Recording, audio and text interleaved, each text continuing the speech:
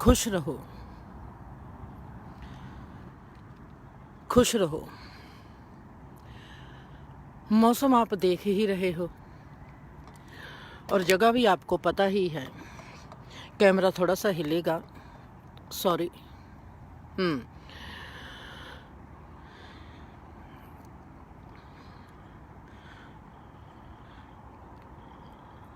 चाल चलनी, चाल किसको कहते हैं? एक तो हम अपने कदमों को उठाते हैं, हमारी तोर होती है जिसको हम चाल कहते हैं। हमारा चलना, जिस्मी लेवल पर हमारी बॉडी का चलना, हमारा टुरना फिरना, हमारा जीवन में चलना। एक होती है जैसे शतरंज की चाल। एक तो हम कह देते हैं तुम्हारी चाल बड़ी मस्तानी है। एक होती है चाल जिंदगी की, जिसको हम बाजी भी कह देते हैं, शतरंज की चाल। इंसान अपने कदम पुटता है, हम कहते हैं कि इसके जिस्म की चाल ऐसी है, पर उसकी जिंदगी की चाल कैसी है? क्या हमको किसी भी इंसान की जिंदगी की चाल की समझ है? हम अपनी जिंदगी की चाल को समझ सकते हैं? हमारी जिंदगी का कौन सी चाल है और हमारी जिंदगी ने किस वक्त किस चाल के साथ हमारे आगे आना है? क्या हम इसको समझ सकेंगे?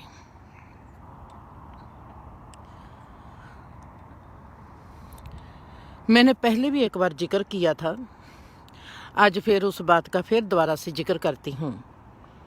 मैं वैनकूवर में जाती हूँ। मेरी दोस्त सुरजीत को बहुत खुशी है, जैसे बच्चे को खुशी होती है कि मेरे माँ बाप घर में आ गए हैं और मेरे को कुछ मिलेगा। सुरजीत को खुशी है, वो मेरे आगे नाचती है, गाती है, टपती है, बहुत खुश। वैनकूवर में मैं उसके साथ मॉल में जाती हूँ, डाउनटाउन वैनकूवर, और वो बहुत खुश है। मैं उसको देखती हूँ और उसको एक बात कहती हूँ, इतने खुश होने की बात नहीं, आराम से बैठ जा। कहती है नहीं दीदी, मेरे को तुम्हारी बहुत खुशी हुई है। मैं कहने लगी कि तुम्हारी खुशी में मेरे को कुछ और दिखाई देता है सुरजीत, तो आप आराम से बैठ जाओ। वो मेरी बात नहीं सुनती। मैंने उसको कहा, जैसे तुम खुश होती हो, जैसे तुम नाचती हो, जैसे तुम टपती हो, जो तुम्हारे पाँव का उठना है, जैसे आप पाँव उठाती हो और जैसे पाँव धरती हो, उस पाँव में से मेरे को सुरजीत ये दिखाई देता है कि तेरे को तकलीफ आने वाली है। कहती है दीदी तो कैसी बातें करती हैं, ऐसा कैसे हो जाएगा? मैं ठीक हूँ, मैं तंदुरुस्त हूँ। मैंने कहा नहीं सुरजीत, तकलीफ आने वाली है। तुम्हारी ये उठनी बैठनी, तू कैसे क्या कर रही है, तू खुश है, मैं मानती हूँ, पर तुम्हारी उठनी बैठनी में एक चीज ऐसी है जो मेरे को दिखाती है कि तुमने बीमार हो जाना है। तुम्हारी रीढ़ की हड्डी या तुम्हारी पीठ को तकलीफ बहुत गहरी आनी है, उसका इलाज करवा, डॉक्टर को दिखा। उसने मेरी बात नहीं मानी, मेरी बात सुनी नहीं। उसने कहा दीदी वैसे ही करती होगी। भरोसा, एक तरफ हम किसी को अपने से बड़ा मानते हैं। मैंने तो कहा नहीं कि तू मेरे को बड़ी मान, मेरी हम उम्र की है, मेरे को दोस्त मान। मैंने तो ये भी नहीं कहा कि तू मेरे को लोगों को कहे कि जिंदर मेरी गुरु है। अगर हमको किसी से कुछ सीखने को मिल जाता है, अगर हम कह भी देंगे कि ये हमारा गुरु है, कोई फर्क नहीं पड़ता। पर अगर हमारे में वो भरोसा नहीं तो लफ्ज ये कहने की कभी भी किसी को भी कोशिश नहीं करनी चाहिए कि हम कहें कि ये हमारा गुरु है। गुरु का मतलब बहुत गहरा होता है। गुरु वो होता है जिसके लिए आप घर बार भी फिर त्याग सकते हो। किसी को भी गुरु कहने से पहले सोच लेना, अगर बाबा नानक आपके आगे बैठे हों और कहें कि अपना घर बार त्याग कर मेरे साथ चलो, हमने आपसे कुर्बानी मांगनी है, क्या आप अपना सिर देने के लिए तैयार हो जाओगे? गुरु गोविंद को सिर्फ 5 लोगों ने सिर दिया था। हजरत मोहम्मद के साथ सिर्फ एक चला था, जीसस के साथ सिर्फ एक चला था, बाबा नानक के साथ सिर्फ 2 चले थे। बाकी बात बाद की है। बाबा नानक की होंद सिर्फ 2 लोगों को अपना बना सकी थी, क्योंकि जिसकी देखनी प्रबल होगी, जिसकी सोच बलशाली होगी, हम सब उस पर कभी भरोसा नहीं करेंगे। हम जुबान से कितना मर्जी किसी को कह दें कि ये गुरु है, अपने आप में अध्ययन कर लेना कि अगर आपका गुरु आपसे कुर्बानी मांगेगा, क्या आप कुर्बानी देने को तैयार हो? नहीं तो सदा कहना कि ये मेरा गुरु नहीं। मेरे को जहाँ से कोई सीख मिलती है, मैं सीखने के लिए जहाँ पर जाता हूँ, ये मेरा गुरु नहीं। गुरु बनाना, गुरु बन जाना कोई खाला जी का बाड़ा नहीं कि हमने लफ्ज कह दिया कि ये गुरु है तो वो गुरु हो गया। गुरु बहुत बड़ी चीज होती है, माँ बाप से भी बड़ा होता है, परमात्मा जैसा होता है। अगर हम गुरु बना लिया किसी को, गुरु जैसा आप में किसी को दिखाई दिया, आपको लगा कि ये मेरे लिए परमात्मा है, तो अपना सबसे पहले ये सोचना कि आप उसके लिए क्या कर सकते हो। कुर्बानी कर सकते हो अपने आप की, अपने घर बार की कुर्बानी कर सकते हो, अपना घर बार त्याग सकते हो। गुरु आपका टेस्ट लेने के लिए आपको बहुत कुछ कह सकता है। आपको लगेगा कि ये कैसा गुरु है, आप पर शक भी डालेगा। आप कहोगे कि ये मैंने गलत कर दिया, मेरे से गलती होगी, ये तो इंसान गुरु जैसा है ही नहीं। शायद ये भी वो जिसको आपने गुरु माना है आपका टेस्ट ले रहा हो कि देखता हूं कि इसका भरोसा कितनी गहराई पर है। क्योंकि जीवन हमारा सदा ही हमारा टेस्ट लेता है। जब जब हम जीवन की गहराई में जाते हैं, जीवन के बहुत से इनाम खुलते हैं, जीवन के बहुत से हिस्से खुलते हैं जो हमको ही भरोसा नहीं आता, जो उस जीवन में जी रहे होते हैं। अगर मेरे को ही आज मेरे जीवन पर भरोसा नहीं आएगा, मैं कैसे मानूंगी कि सुरजीत मेरे पर भरोसा करे? वो कभी नहीं करेगी। किसी को कुछ कहने से पहले, किसी को गुरु बना लेने से पहले अपनी पड़ताल कर लेनी, क्या आप काबिल हो किसी का मुरीद बन जाने से? क्या आप में वो क्वालिटी है कि आप मुरीद बन सकते हो? गुरु तो आप किसी को भी बना लो, रुख को बना लो, अगर आप उससे सीख रहे हो, रुख आपका गुरु है। अगर पानी आपकी प्यास बुझा रहा है, पानी आपका गुरु है। गुरु तो जो 4 द्वारी है, जो एक कुदरत सा, तमाम कुदरत हमारी गुरु है। पर हमारा भरोसा कहाँ तक है, वहाँ तक ही हमारे को बात करनी चाहिए, उससे ज़्यादा बात नहीं करनी चाहिए। चाल क्या होती है? जिस्मी एक चाल होती है, एक बाजी होती है जिसको भी हम चाल कहते हैं, किसी गेम की, जैसे शतरंज की चाल। जिंदगी से बड़ी शतरंज और क्या हो सकती है? ऐसे ही मैं अरियाना के साथ जाती हूँ वैनकूवर में। एयरपोर्ट पर मैंने अरियाना को कहा कि ऐसे करती हूँ, तू भीतर जा, क्योंकि अरियाना ने वैनकूवर से जहाँ पर आना था और मैंने वहाँ ही अभी रहना था। मैंने अरियाना को कहा कि मैं जहाँ पर तुम्हारी वेट करती हूँ तो तुम जाओ, जब जहाज चला जाएगा मैं चली जाऊँगी। अरियाना कहती है कुछ नहीं होगा, आप जा सकती हो, मैंने जहाँ से चली जाना है। जैसे वो कह के मेरे से मुड़ती है, उसकी चाल में मेरे को कुछ दिखाई देता है। मैं कहा ले भी ये फंस गई। और मैं जहाँ पर ही मॉल था, क्योंकि मेरे को पता है कि अब 2-3 घंटे लगेंगे, वैनकूवर एयरपोर्ट के पास ही मॉल था, रिचमंड मॉल। और मैं वहाँ पर घूमना शुरू कर दिया, क्योंकि जब तक वो जहाज ना जहाँ से जाता मैंने जाना नहीं था।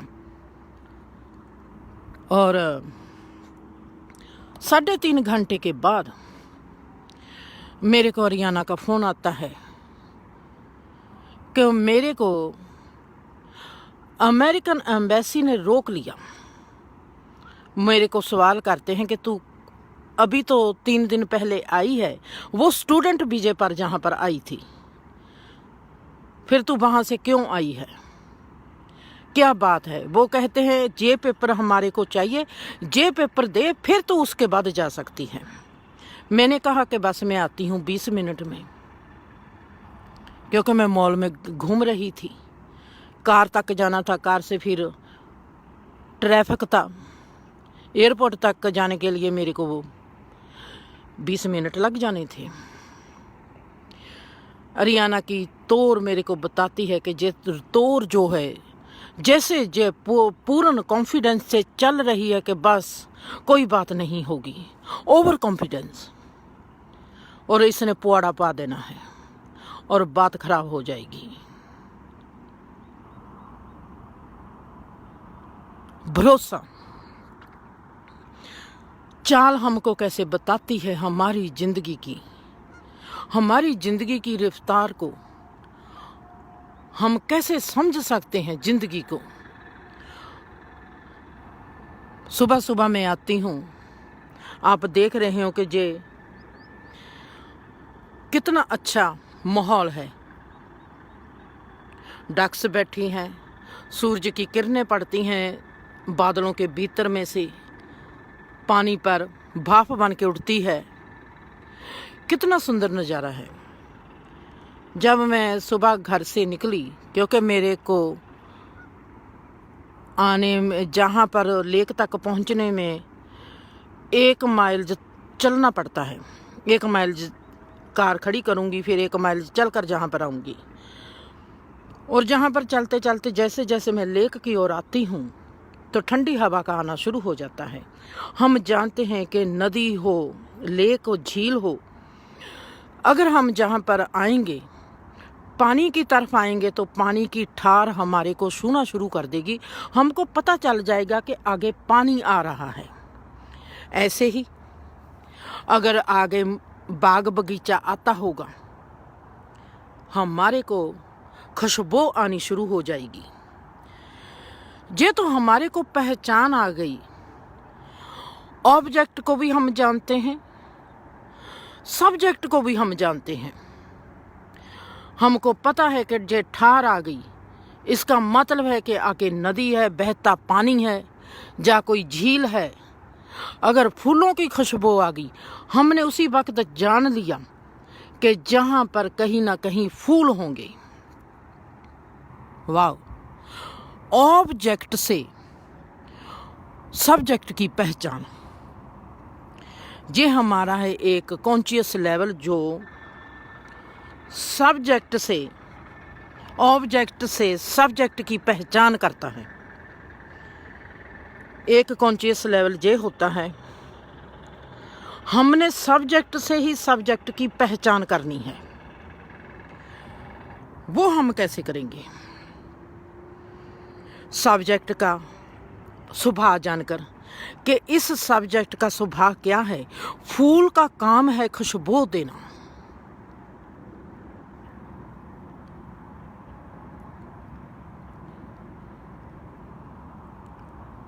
फूल से पता चल जाएगा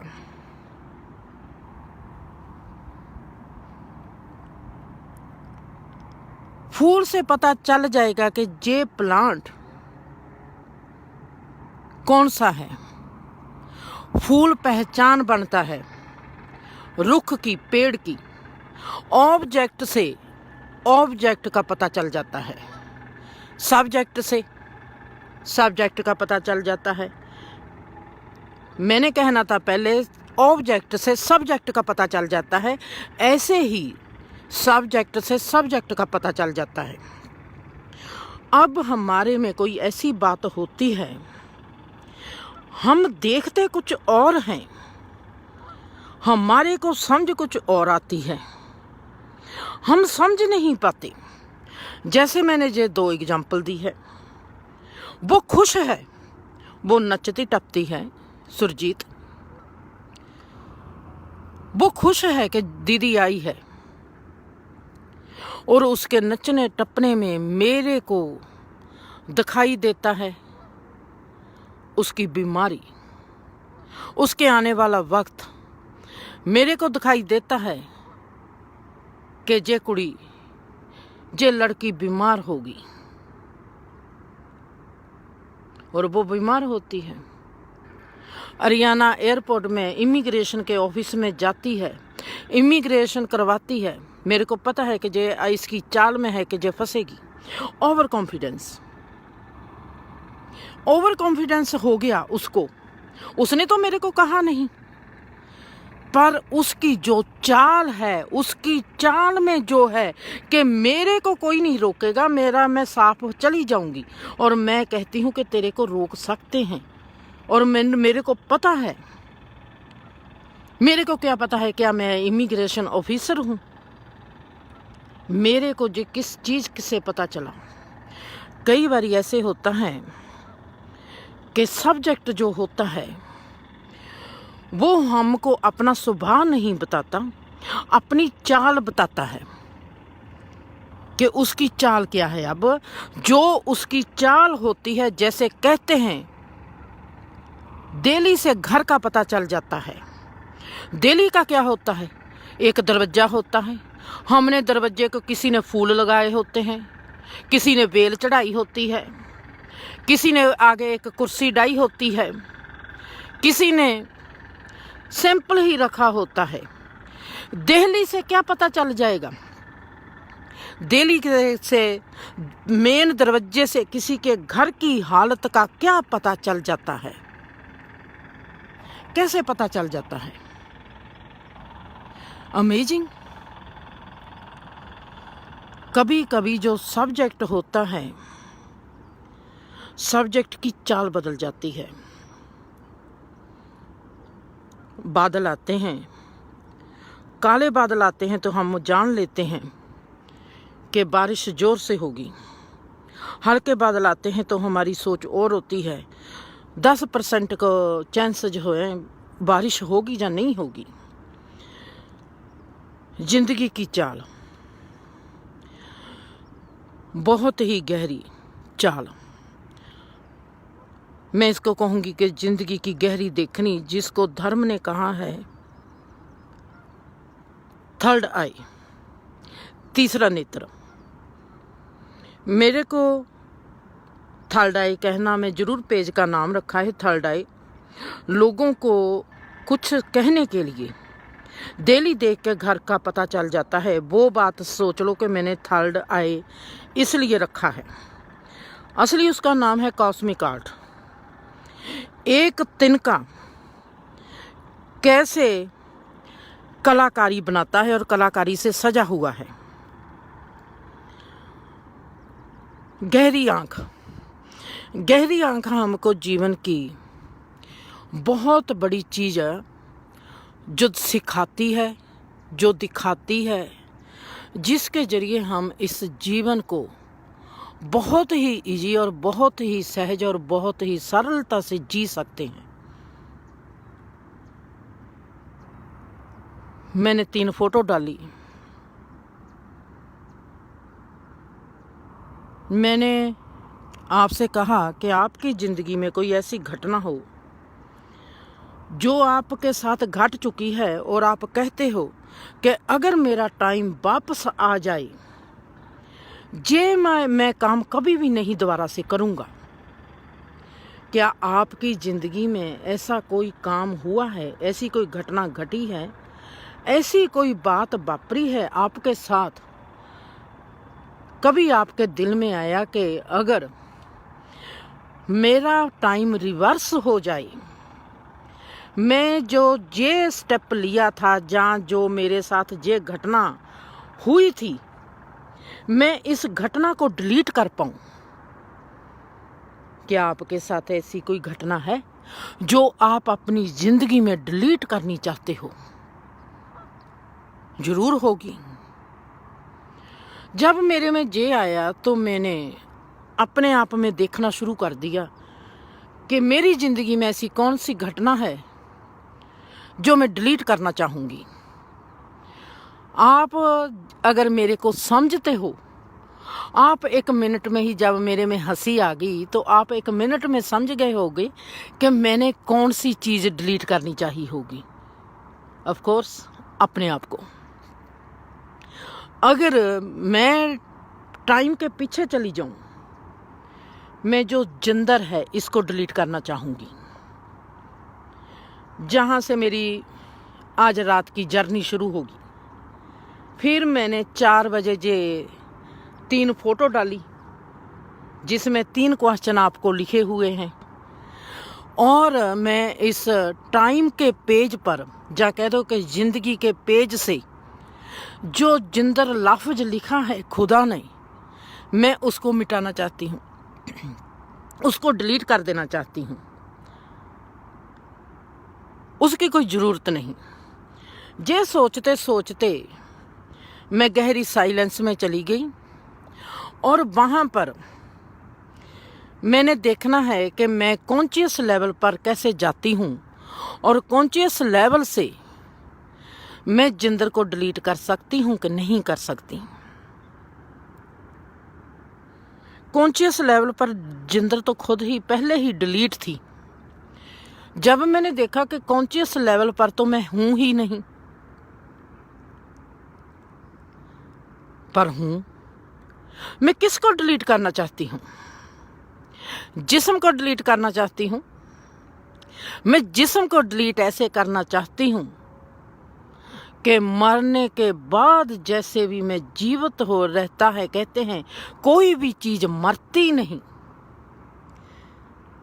मरने के बाद अगर मैंने जिंदा रहना है, मरने के बाद भी अगर मैंने नहीं मरना, अगर आज तक के धर्म कहते हैं, सब धर्म कहते हैं कि आत्मा कभी मरती नहीं, उस आत्मा को मैंने जीते जी देखना है, उसमें जीते जी रहना है, उसको जीते जी देखना है।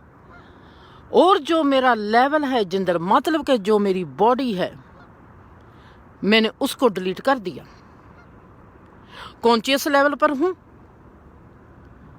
कॉन्शियस लेवल पर, चेतना के लेवल पर, होश के लेवल पर। जिस्म तो है ही नहीं, जिस्म तो दिखाई नहीं देता, सिर्फ महसूसियत होती है कि हम हैं, वहां पर मैं हूं। जे महसूसियत है, जे लफ्ज है, पर मेरी होंद जो है, जो जिस्म के साथ दिखती है, वो मेरी कॉन्शियस लेवल में मेरे को दिखाई नहीं देती। फिर मैंने इस जो कॉन्शियस लेवल पर जैसे मैं देखती हूं, मैं वहां पर सिर्फ देखने वाली हूं। अपने विचार को देखती हूं, अपनी मैं को सुनती हूं, अपनी मैं को टच करती हूं। वहां पर टच करना ऐसे नहीं होता कि जैसे जिस्म को टच करना होता है। देखना ऐसे नहीं होता कि मैं ऑब्जेक्ट को देख रही हूं, मैं खुद को ही, चेतन को देख रही हूं। चेतन क्या है, होश क्या है, होश ही होश को देख रहा है।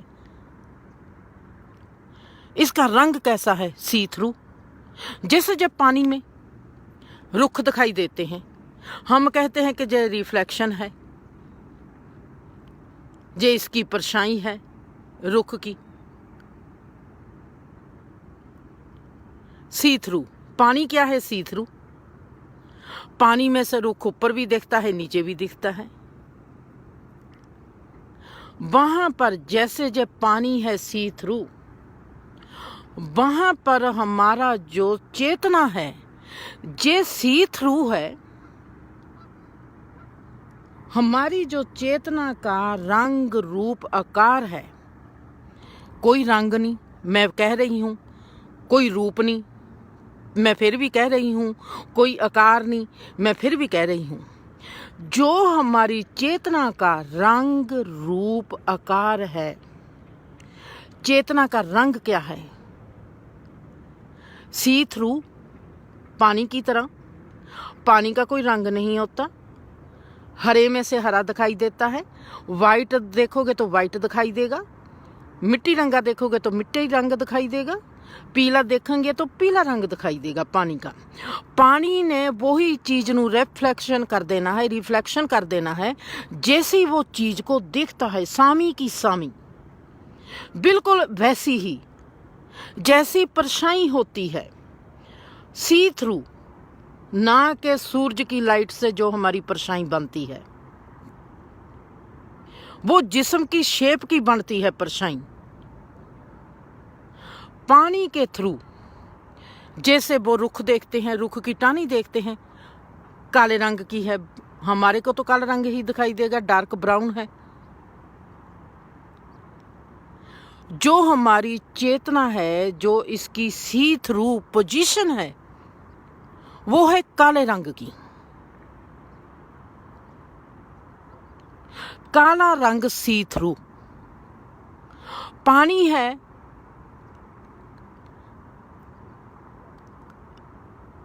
जिसका कोई भी रंग नहीं, पानी का रंग ऐसा है जिसका कोई भी रंग नहीं, जिसमें जैसा रंग इसमें से देखना चाहेंगे, हरा रंग की परछाई बन जाएगी, पीले रंग की परछाई बन जाएगी, जैसे जो चिट्टी चिट्टी डक फिरती है, नीचे उसकी परछाई भी चिट्टे डक की है, चिट्टे ही रंग की है। ऐसे ही जो हमारी चेतना है, उसकी जो सी थ्रू कलर है, वो है ब्लैक सी थ्रू। ऐसा काला कलर जिसके भीतर में से सब दिखाई देता है। अमेजिंग।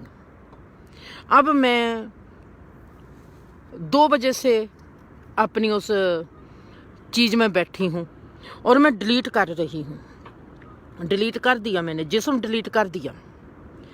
सिंपल सी बात, आप अंधेरे में बैठे हो, आपको पता है कि आपका जिस्म ऐसा है, आपने अपनी आंखें देखी है, आपकी मेमोरी जो है वो आपको अंधेरे में बैठे हुए भी आपको ही दिखा देगी।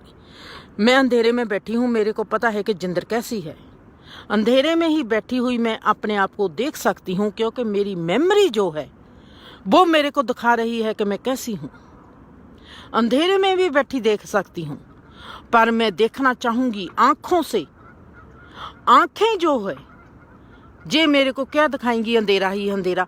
मेरे को हाथ नहीं दिखाई देंगे, मेरे को मेरी कोई चीज नहीं दिखाई देगी, पर मैं जानती हूँ कि जे मैं हूँ, मेरी मेमोरी मेरे को दिखा रही है कि जे जिंदर है। अब हमने अंधेरे में से ऐसे देख लिया, हम देखते हैं कि अंधेरे में भी हम हैं।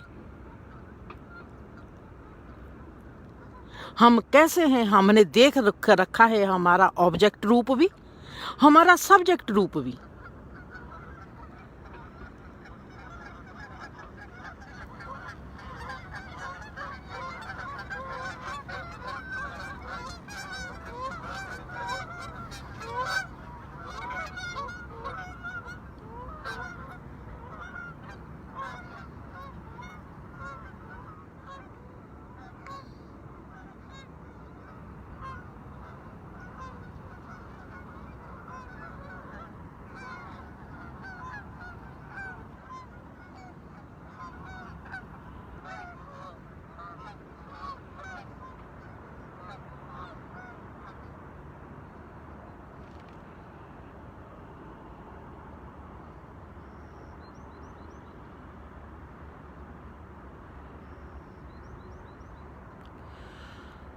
अंधेरे में हम देख रहे हैं हमारा अपना रूप। हमको पता है कि हम जहाँ पर हैं हम ऐसे हैं, पर फिर भी हम अपने आप को देख नहीं रहे। अब हमने देखना है चेतन स्वरूप को। जैसे अंधेरे में हम अपने आप को देख रहे हैं पर अपनी सूरत नहीं देख रहे, पर खुद को देख भी रहे हैं कि ये मेरे हाथ पैर थे जहाँ पर ऐसे हैं। हम ऑब्जेक्ट में से ऑब्जेक्ट को देख रहे हैं, अपने आप को ही अंधेरे में देख रहे हैं, क्योंकि हमने रोशनी में अपने आप को देखा हुआ है। अब चेतन स्वरूप भी काला है, वो सी थ्रू है। ये जो अंधेरा है ये सी थ्रू नहीं है, पर वो सी थ्रू है। जैसे पानी है, पानी की तरह हम अगर कहें कि रात को इस पानी में आकर हम रुख की परछाई देख सकते हैं, कभी नहीं दिखाई देगी। पर वहां पर चेतन स्वरूप हमारा ऐसा है, वहां पर अंधेरा सी थ्रू ऐसा है कि जहां पर हम देख सकते हैं हमारे को, अपने चेतन स्वरूप को। चेतन स्वरूप को हम कैसे देखेंगे? जैसे मैंने आपको कहा, सुरजीत नाचती है, मेरे को उसकी पीठ में दर्द दिखाई देता है कि इसकी पीठ में दर्द होने वाला है।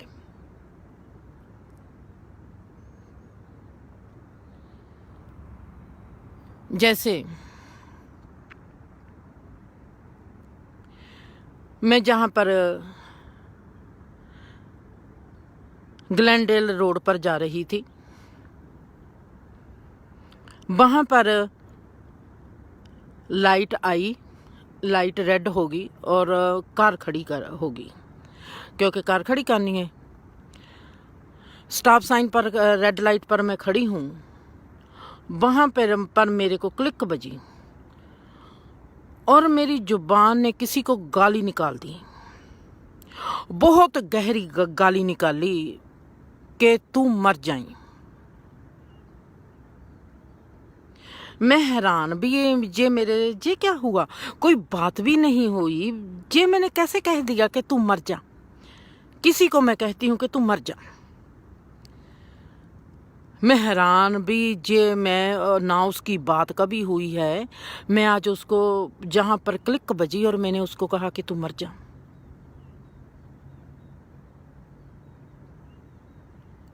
हैरानी होती है, कभी कभी हमारे साथ ऐसी बात होती है।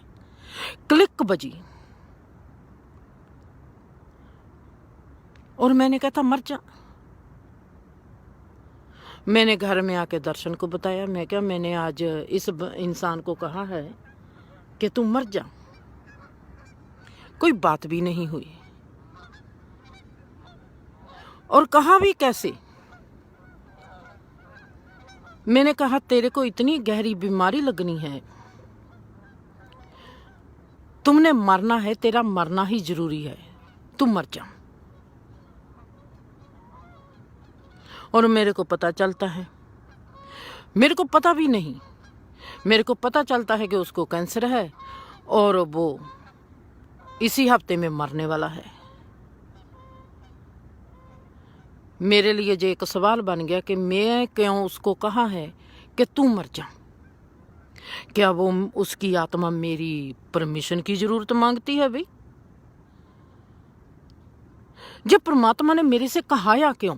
मेरी जिंदगी ने उसको कहा क्यों? जिंदगी इतने अनमोल खजाने से भरी हुई है, शायद उसको मेरी ही जरूरत थी।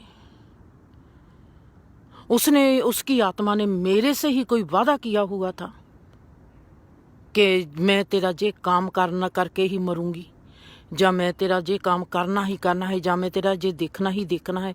और मैंने कैसे उसको कहा कि तू मर जा।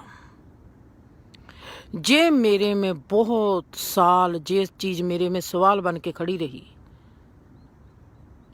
वो मर भी गई,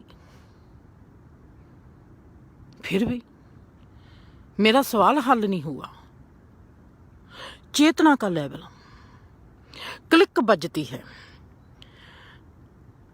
अरियाना जाती है इमिग्रेशन के ऑफिस में, वो कहती है कि तू जा माँ, मैं चली जाऊंगी। हुण इमिग्रेशन ने क्यों रोकना है? वीजा मेरे पास है। उसके पास वीजा है और उसके कहने के तरीके से मैंने कहा गई, फंस गई।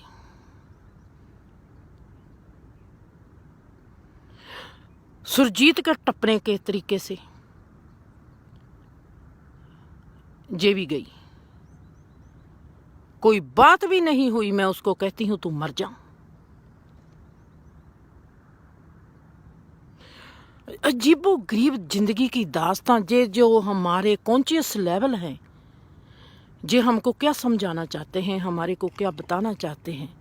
हम जितने जिंदगी में कॉन्शियस होंगे, जिंदगी हमारी उतनी ही हमारे लिए एक सरप्राइज होगी, एक रहस्य होगी, एक ऐसी खेड होगी कि हमारा दिल करेगा खेडने के लिए।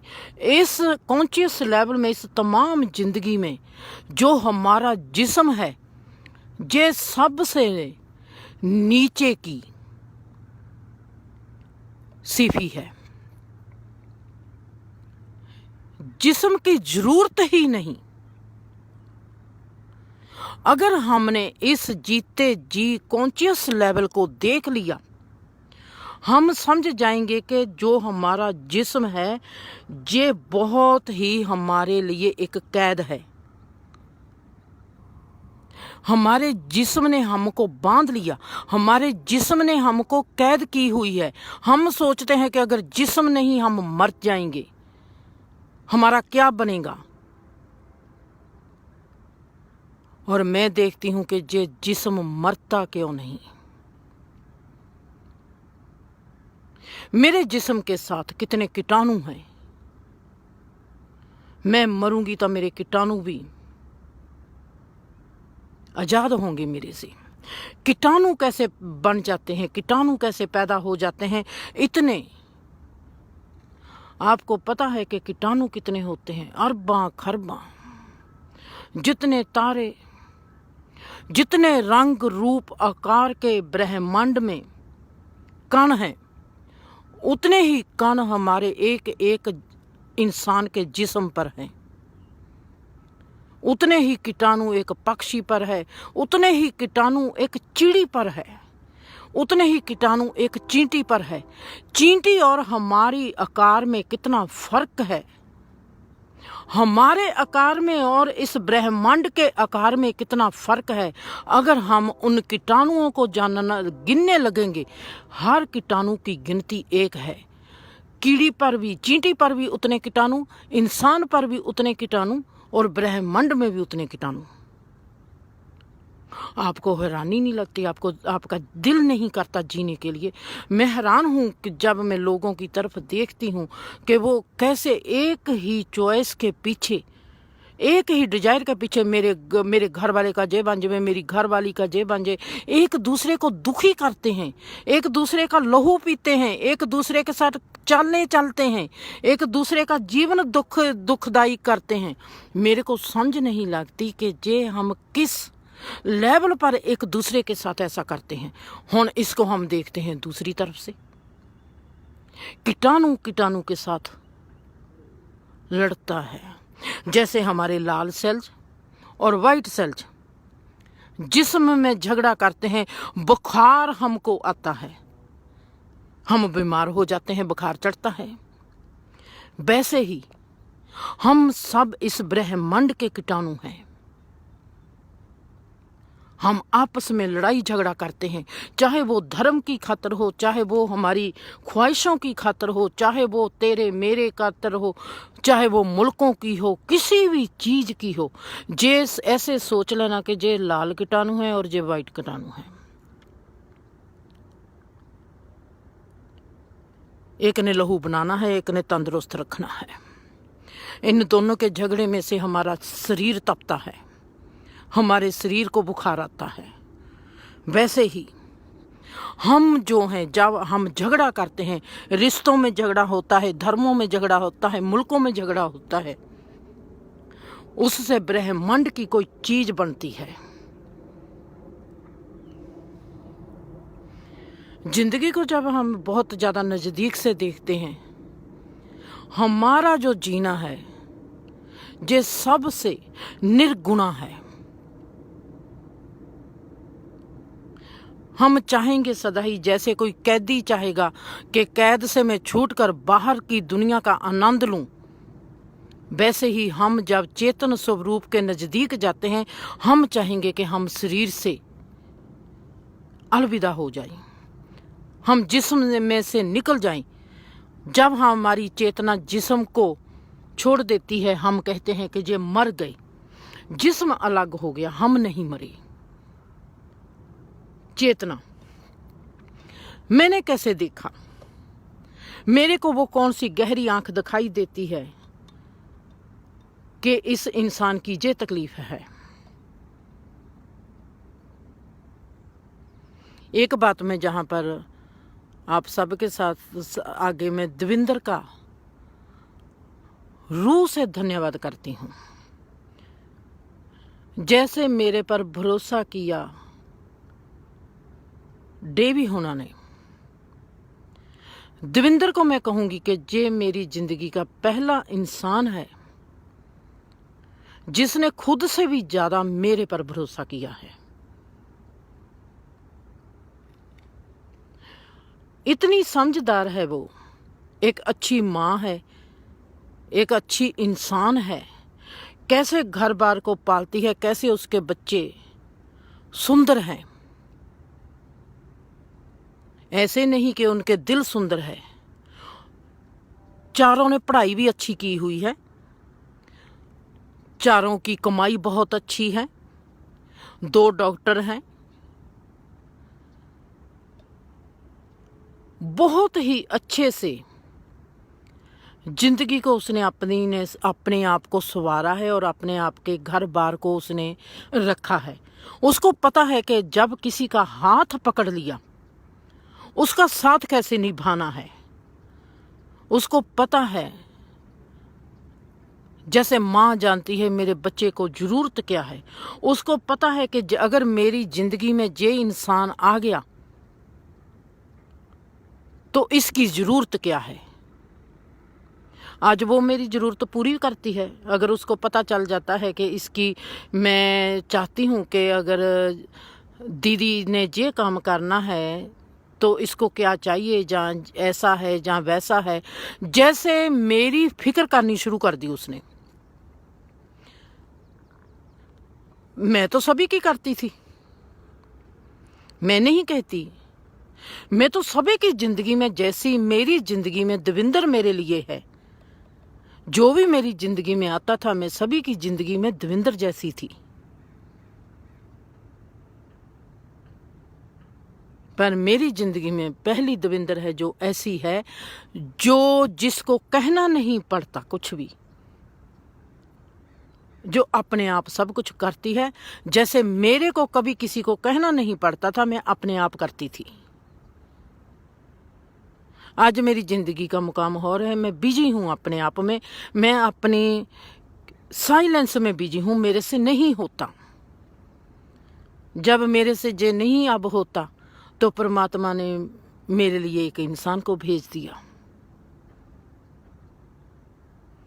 और जिस खूबी से वो करती है, वो उसकी खूबी जो अंडरस्टैंडिंग है मेरे जैसी है। मैंने उसको लाखों बार कहा है कि इतनी अंडरस्टैंडिंग किसी की एक जैसी कैसे हो सकती है।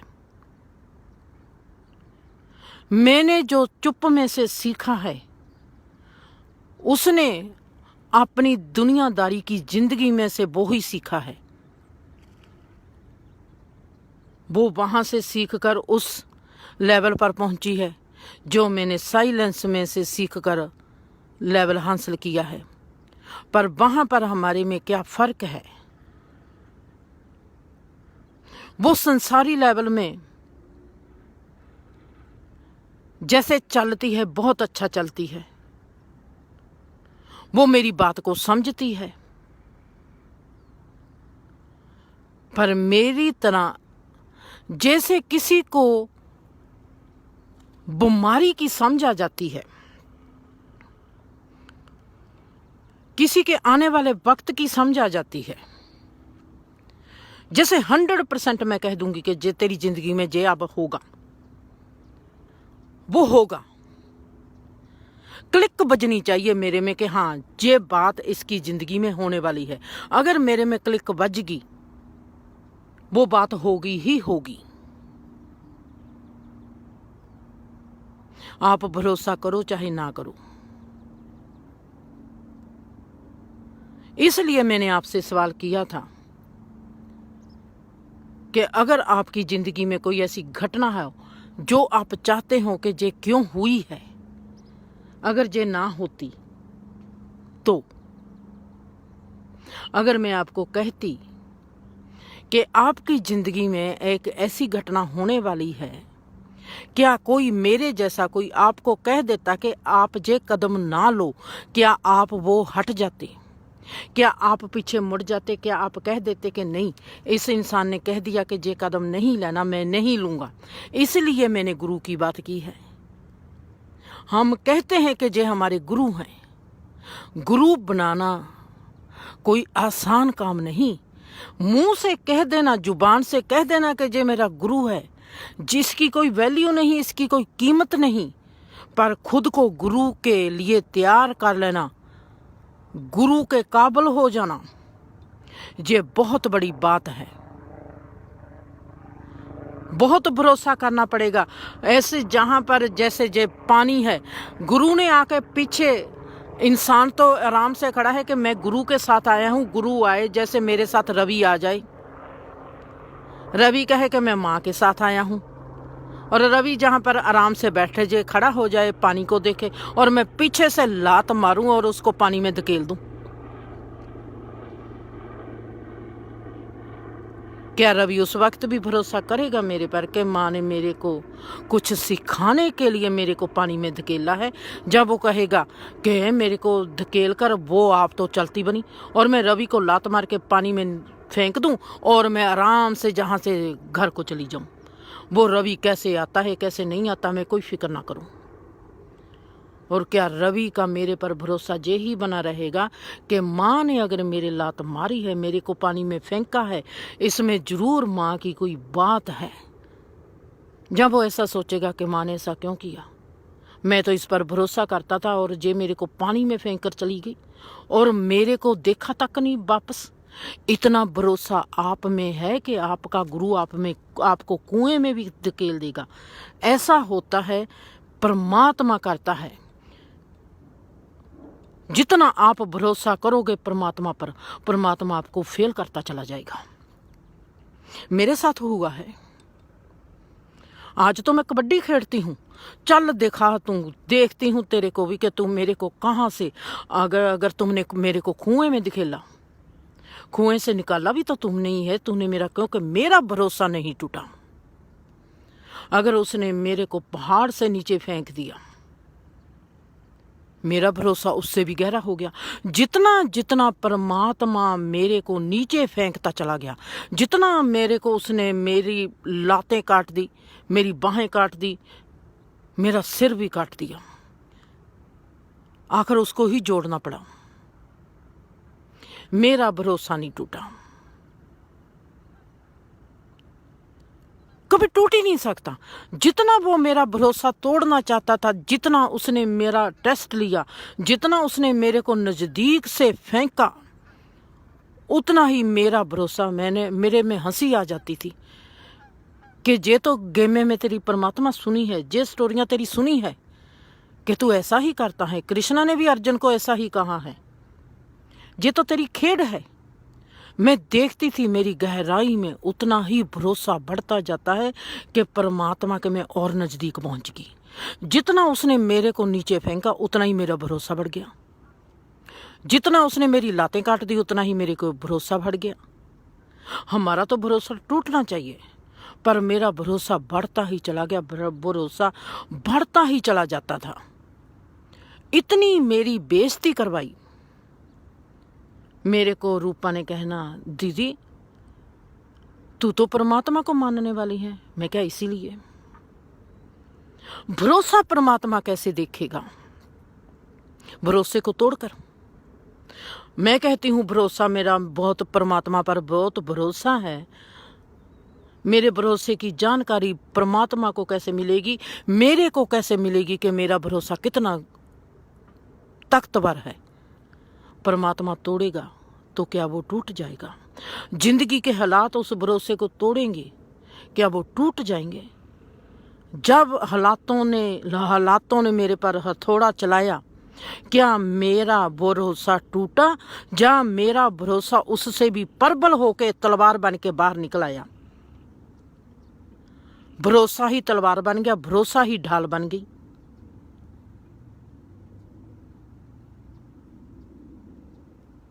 अगर वो मेरे भरोसे को पक्का करता है, मेरे भरोसे को खुदा पक्का कैसे करेगा? मेरा भरोसा तोड़कर। वो ट्राई करेगा कि मैं इसका भरोसा तोड़ ही जाऊं। परमात्मा मेरा भरोसा तोड़ता गया, पर मेरा भरोसा टूटा नहीं, वो मजबूत होता चला गया। ये मेरे देखने का तरीका था ना, कि मैं सोचती हूँ कि मेरा भरोसा टूट रहा है, मेरा परमात्मा भरोसा तोड़ रहा है। अगर मेरे में भरोसा मेरा तकड़ा होता चला गया, ताकतवर होता चला गया, शक्तिशाली होता चला गया, इसका मतलब है कि मेरे को देखना आ गया कि मेरा तो भरोसा परमात्मा तकड़ा कर रहा है। वो मेरे को जब पहाड़ से नीचे फेंकता है, वो मेरे को प्रैक्टिस करा रहा है कि अगर तेरे को कोई पहाड़ से नीचे फेंके, तूने टूटना नहीं। अगर कोई तेरे में कुएं में धकेले, तुमने टूटना नहीं। वो मेरे को मजबूत करता है कि मैं कभी टूटूं ना। और हम गाली निकालना शुरू कर देते हैं, इसने मेरे भरोसे को ऐसा कर दिया, इसने मेरे जे कर दिया, इसने मेरे को जे कर दिया, इसने मेरा पैसा चुरा लिया, इसने मेरा का जे कर लिया। अगर मेरे से पैसा कोई लूट के चला गया, मैंने कहना वाह परमात्मा, तुमने जहां पर भी अपना दांत चला दिया। भरोसा क्या होता है? भरोसे की ताकत कहां से आती है? भरोसा हमको कैसे पता चलेगा कि हमारा भरोसा पावरफुल है, शक्तिशाली है? हमारे भरोसे में ताकत बहुत गहरी है। जब भरोसा टूटेगा, हालात भरोसे को तोड़ेंगे, पर हमारा भरोसा वहीं का वहीं खड़ा रहेगा। कोई हालात हमारे भरोसे को तोड़ नहीं सकेगा। हालात भरोसे को मजबूत करते हैं, हालात कभी भी भरोसे को तोड़ते नहीं। अब आते हैं फिर चेतन लेवल पर। मेरा भरोसा परमात्मा ने गुड़ा कर दिया। अब उसने मेरे को सिखाना है कि जे कॉन्शियस लेवल पर पक्की है। अब उसने मेरे को सिखाना है, तेरे पास कोई ना ही सब्जेक्ट है ना ही ऑब्जेक्ट है। तुमने ये देख लिया ऑब्जेक्ट से सब्जेक्ट को कैसे पहचानना है, सब्जेक्ट में से सब्जेक्ट को कैसे पहचानना है, सब्जेक्ट में से जब ऑब्जेक्ट पैदा होता है तुम उसको कैसे पहचानना है। आज है कॉन्शियस का चौथा लेवल। कॉन्शियस का चौथा लेवल। कोई सब्जेक्ट नहीं, कोई ऑब्जेक्ट नहीं। हमने इसको क्या नाम देना है? इसको हम कहेंगे कि जे खुद ही सब्जेक्ट है और खुद ही ऑब्जेक्ट है। जे सिर्फ परमात्मा है। परमात्मा को जो जिंदगी का असली रूप है, जो जे स्पेस है, जो जे हमारी जिंदगी है, इसको हम कह दे जिंदगी, इसको हम कह दें स्पेस, इसको हम कह दें खुदा। ये तीनों एक ही चीज है। इसको कह दें रब। ये जो स्पेस है, इसको हम सब्जेक्ट बनाएंगे। इससे कहेंगे स्पेस को सब्जेक्ट कैसे बनाएंगे? स्पेस में जो रुख उगा है तो रुख को हमने सब्जेक्ट बना लिया। रुख की पहचान करने लग गए जब, तो रुख ऑब्जेक्ट बन गया। अब हमने इस स्पेस को, नथिंगनेस को सब्जेक्ट बनाना है। जब हम नथिंगनेस को सब्जेक्ट बनाते हैं, हम नथिंगनेस की जो लयबद्धता है, हमको उसकी पहचान आ जाती है। लयबद्धता मतलब को हारमोनी, लयबद्धता, एक मेलोडी, एक संगीत, एक साज। जैसे लोहार काम करता है, जैसे साज खराब हो गया हो, साज को ठीक करने वाला काम करता है, वैसे ही नथिंगनेस को मैंने बनाया सब्जेक्ट चौथे लेवल पर। नथिंगनेस ही सब्जेक्ट है, नथिंगनेस ने ही अब ऑब्जेक्ट बनना है। ये है कॉन्शियस का चौथा लेवल।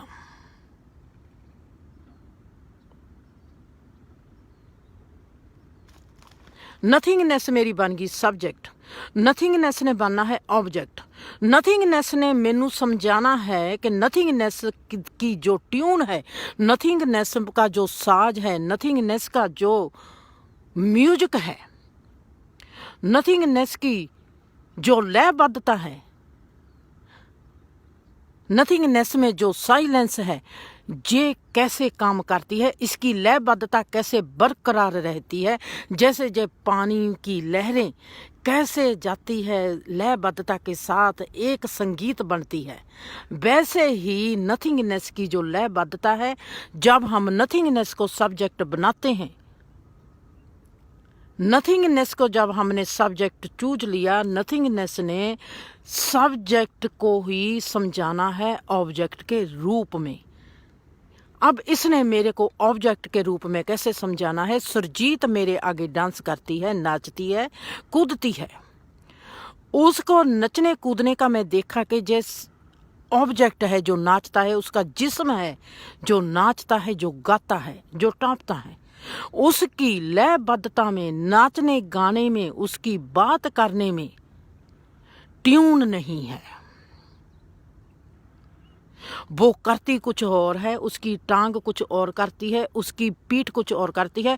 जब मेरी खाली क्लिक उसके जिस्म को देखती है तो मेरे को वहां पर बेसुरा संगीत सुनाई देता है। बेसुरा संगीत का मतलब है बेसुरा नथिंगनेस में से दिखाई देता है। उसका जो एनर्जी का ऑरा है, उस ऑरे में से एनर्जी जो है वो बिखरी पड़ी है। काला धब्बा कह दो, वहां पर काला धब्बा है। जहां ऐसे कह दो कि बेसुरा संगीत सुनाई देता है, जिसकी ट्यून नहीं मिलती। वो कहती कुछ और है, उसकी बॉडी लैंग्वेज कुछ और कहती है, उसके जिस्म में, उसके मन में कुछ और चल रहा है। वो करती कुछ और है, दिखाती कुछ और है। पर मेरे में ख्याल गया कि उसकी पीठ पर ही दर्द है। वो कैसे? जब मैंने, वो मेरे आगे कूदती है, मेरे वहां पर क्लिक बजी, मैं साइलेंस में चली गई। मेरी साइलेंस ने उसका मायना कर लिया, क्योंकि मेरा सब्जेक्ट है, मेरी चेतना का सब्जेक्ट है नथिंगनेस, साइलेंस। वहां पर क्लिक बजी, मेरा माइंड मेरे चेतन स्वरूप में चला गया, चेतना के लेवल पर चला गया। वहां पर मैं क्या देखती हूं कि ये जो मेरे आगे एक कण बैठा है, उसके कण के केड़े हिस्से पर, कण के ऐसे नहीं, एक छोटा सा तिनका बैठा है, उस तिनके के किस हिस्से में फिर कोई खराबी है, और वो तिनका सुरजीत की पीठ में है। फिर मैं नहीं देखती, वो तिनका मेरे को कहता है मैं ठीक नहीं हूं। जहां पर फिर एक बात होगी, मैंने नहीं देखा कि सुरजीत के दर्द होना है, उस दर्द ने मेरे को कहा कि मैं जहां पर होना है। बेसुरे संगीत ने कहा कि मैं बेसुरा हूं।